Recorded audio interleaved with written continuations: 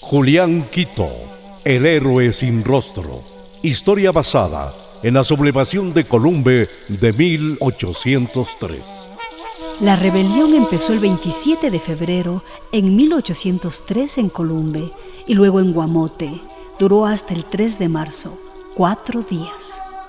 Todo empezó por la expedición de los autos de cobranza de reales tributos y buen gobierno de parte del rey de España, Carlos IV de Borbón, un nuevo impuesto a los que ya se pagaban. Los cobradores diezmeros o aduaneros eran conocidos por su violencia y cobrar de más.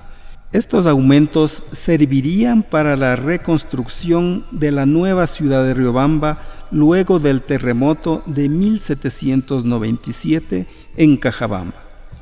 Cuando empezó la sublevación, el corregidor Javier Montúfar solicitó refuerzos a las ciudades de Quito, Ambato y Guayaquil. Vinieron soldados profesionales del Ejército Realista de España, conocidos como los Dragones.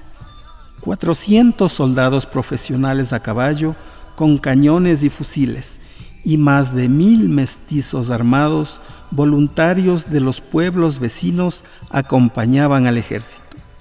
Nos enfrentamos en la batalla de Tanquis, ellos con balas y espadas, nosotros con palos y piedras.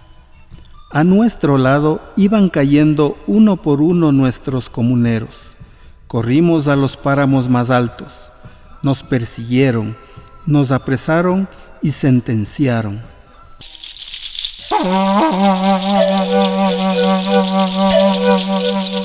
Julián Quito, el héroe de Columbe.